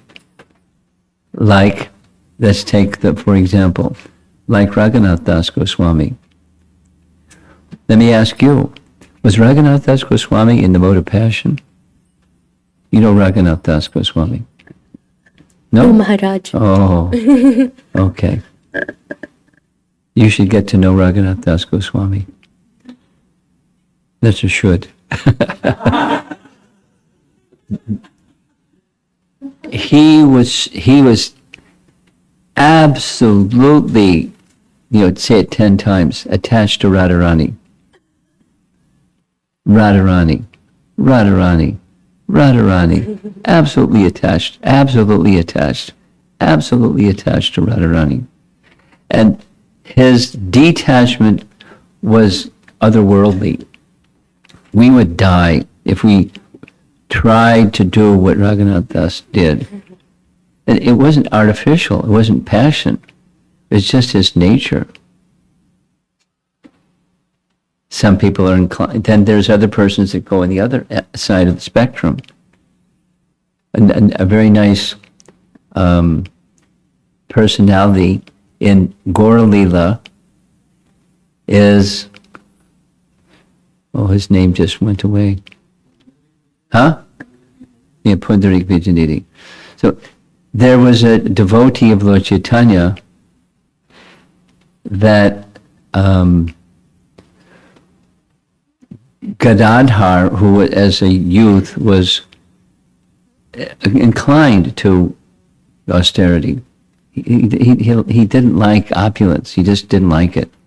So one of his dear friends brought him to meet Pundarik Vijayanidhi, and he saw Pundarik Vijayanidhi with perfume and nice clothing and, a big couch and, yada, yada, yada. And Gadadhar's thinking, why did he bring me here? I'm getting out of here. This is a sense gratifier. So the devotee knew, and he started singing some verses from the 10th canto Bhagavatam. And Pundarik Vijayanidhi completely went into trance. He lost it. He fell on the ground, started rolling on the ground and crying. And then Gadadhar could understand, it's not because he's a sense gratifier, worldly person. He has affinity for Krishna, like I wish I had. So there's these extremes. So is it beneficial for a conditioned soul to observe some kind of, with regulation, not in a fanatical way, but in some regulation, reducing on the material side and increasing on the spiritual side? That's good. Then it can be done in the mode of passion, or it can be done in the mode of goodness, or it can be done transcendentally. So it's the consciousness behind, it's not the behavior itself, is good. Now, back to the premise of your question, some devotees are in the mode of passion, for sure. And then, they point fingers at, or speak and behave in ways with others that, I'm holier than you because, and it's, like shaming and blaming and all that, manipulating and things like that. That's unwholesome in principle. Now, not everybody that's in the mode of passion does stuff like that. So it all depends on, going back to my response to your question, depends on the consciousness behind the austerity or the minimizing.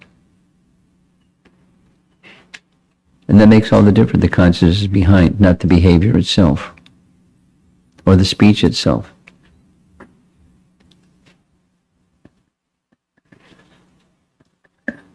You're number 3. You want to say something? You're good. Okay. You have an online question. Microphone over here. Does that answer? You okay? Okay. Okay. We don't have the name, Maharaj. Says why there is still a tendency to ignore or escape. To ignore what? Ignore or escape from escape. Yeah, from the path of surrender, even after hearing the words from the scripture and sadhus. This mentality causes many struggles in bhakti. So it's making a statement, it's not a question. Why there is a tendency to ignore, even after hearing the. Oh, we're attached. We're conditioned souls attached to stuff. And the head is going like this, and the body is going like that.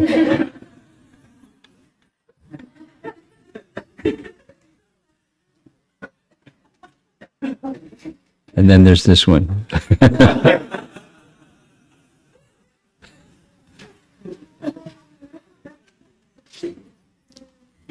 It's Indian language.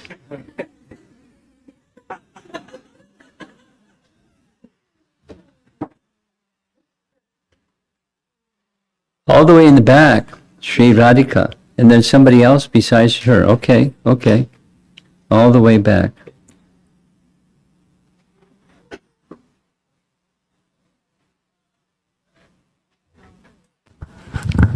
Guru Maharaj, I have a question from the commentary that you read yesterday on comment Sri from Brahma yesterday. Samhita. So one paragraph said, Goloka is called Shvetadweep, but it is a different place from the Shvetadweep found within the ocean of milk in the Yes. material universe. Yes. In this universe, only a few rare saints know that highest Shvetadweep, and they're rarely seen not only because they're so few, but also because they generally prefer to remain in seclusion to avoid materialistic association and to freely relish Krishna consciousness. How can there be materialistic association in Shvetadweep? How can there be materialistic association, Maharaj, in Shvetadweep?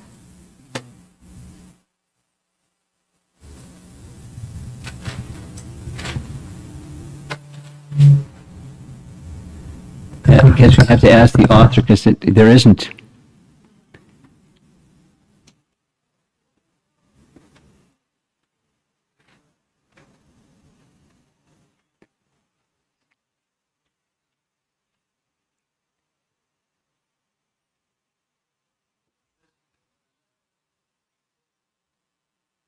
Hare Krishna Guru Maharaj, thank you very much for that wonderful presentation. I second Balram Prabhu about his comment. So I just had a comment, Maharaj, to share. It was very moving to see the refined sentiments of Lord Krishna in various aspects of this pastime. Like he was crying for his father, first of all, embracing Lord Balaram.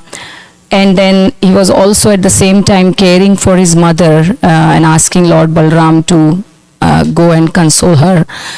And then his refined talks with Nanda Maharaj, and then he came back from Varuna's abode and then again got busy in fulfilling the desires of his devotees, Vrajavasis. So I used to ponder upon what Krishna does like throughout the day, although it is mentioned in Krishna book, but like the details, finer details, so we are getting a little glimpse that he is also busy, very busy serving his devotees moment to moment. So it is very, beautiful feeling, Maharaj. Thank you very much. Her mind is already thinking of the next drama. Yes?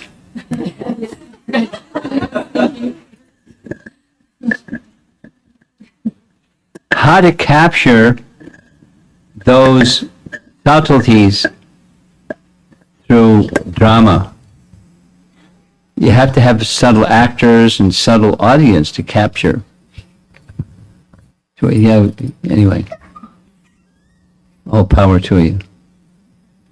The drama yesterday was very nice.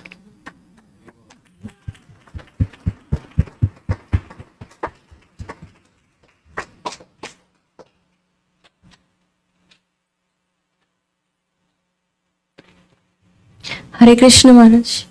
Yes. Who has the microphone? Oh, they're back there. Okay. So my question is like when Yadus were assisting, the demigods were assisting Krishna in Krishna's pastimes. The demigods are assisting. Yeah, Yes. yeah. Part of the Yadus were the demigods. So at that time, like who are performing the duties of the demigods? Oh, they were expansions of the demigods. Okay. They didn't hang up a little sign said, taking a vacation for 125 years. Expansions of them. Angsa is the Sanskrit word. Thank you, Maharaj. Okay. Yeah.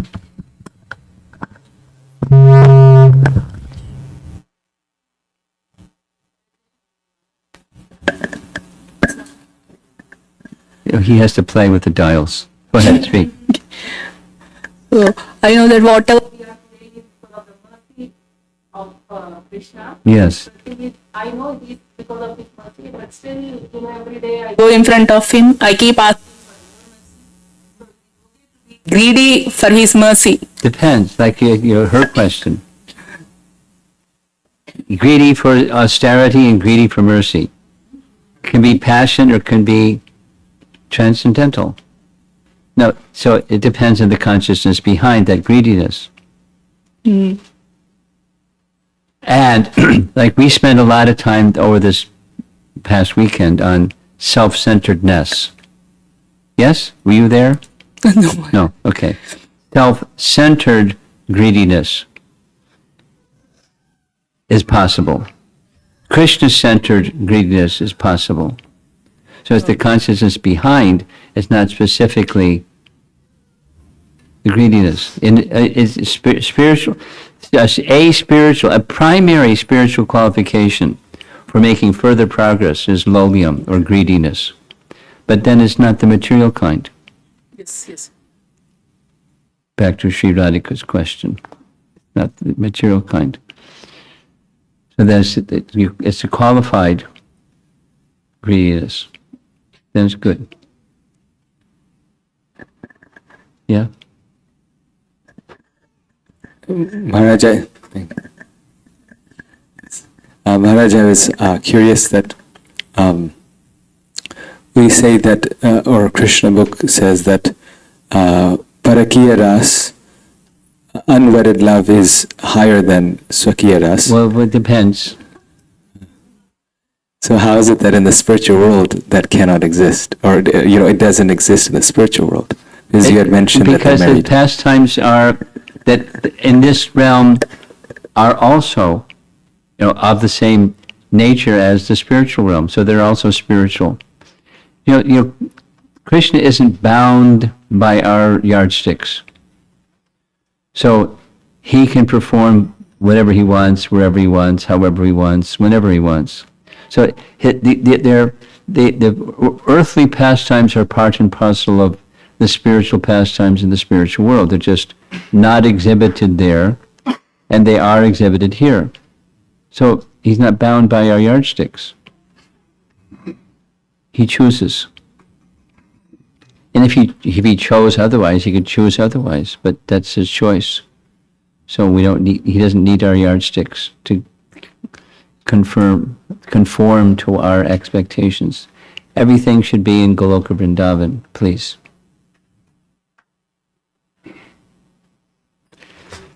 The Krishna in his worldly pastimes is the same Krishna than his Goloka pastimes, none different. He chooses the way that he chooses. I thought so. I saw your arm go up in the air. Pass. You have a microphone? Okay.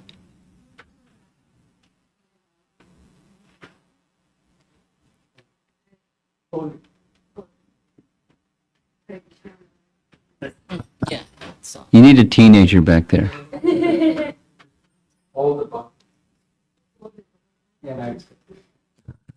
Hare Krishna Maharaj. Thank you for such a wonderful class. I just want to Thank you for being with us. Thank you. I was just thinking how Shukadev Goswami was a Brahmavadi, a truly liberated soul to the point that he didn't want to come out of the womb of his mother, Yeah. even though the womb is such a terrible place for a baby. He was so like beyond the body and all that. And so, and then of course we hear the story of how he got attracted to hearing some verses from the Bhagavatam, and he became such a Yeah. personalist. And so to the point that he relished Bhagavatam to such an extent Yeah. that even his superiors were sitting and they were thinking that they're hearing it for the first time. Mm. You know, so it seems like when pure devotees, the more they relish, and when they give it to others, the more the audience can relish. And Yes. I was thinking, Maharaj, how you relish the pastime so much that when we hear, that we can relish so much better in a conditioned state. And I'm working on it. Yes, Maharaj, it is just so wonderful to hear from you. But so I did have a question about. Well, I forget. I actually forgot the question. Yeah. Yeah, Shukadev Goswami Maharaj was relishing it so much that he was able to change Parikshit. Initially, he was fearing death, and then he was fearing later for Krishna because Putana was there. You know how he changed his whole perspective on from fearing for his own death to fearing for Krishna, that Putana is going to poison him. It was such a wonderful transformation, and we are all hoping that just hearing from you, we can be transformed like that. Maharaj, thank you so much for this. You're a poet. Transcendental poet. I don't know anybody, well, I know some people. I was going to say, I don't know anybody that relishes the topics of the Bhagavatam like you do. But you have, there are others that relish the topics of the Bhagavatam similarly, but you have your own taste. Because of that years and years and years and years and years. Maharaj, it's only because of hearing from sadhus like yourself. Yeah, we but absolutely have no qualification. I can understand from the quality of your two sons how much love for the Srimad Bhagavatam you have has been passed on to them, and they're carrying that because you gave it to them. And I know where the attachment to Bhagavatam takes you. So I just follow behind you when you go there. It's true.